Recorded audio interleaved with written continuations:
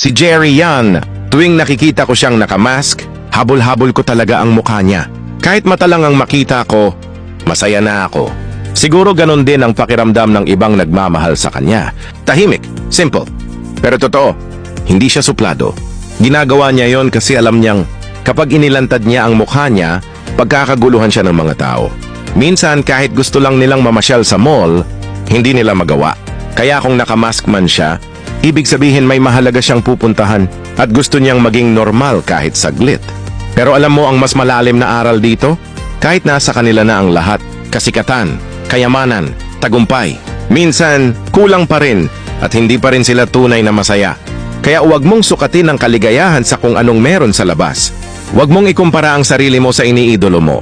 Dahil ang totoong saya, nasa puso, nasa katahimikan, at sa mga bagay na hindi kayang bilhin, pamilya, kapayapaan, at pananampalataya. Kaya kung meron ka ng mga yon, mas mayaman ka pa kaysa sa iniidolo mo. Kung nakarelate ka sa mensaheng to, i-like mo ang video at i-share mo na rin para makarating sa mga taong tahimik lang pero patuloy na lumalaban.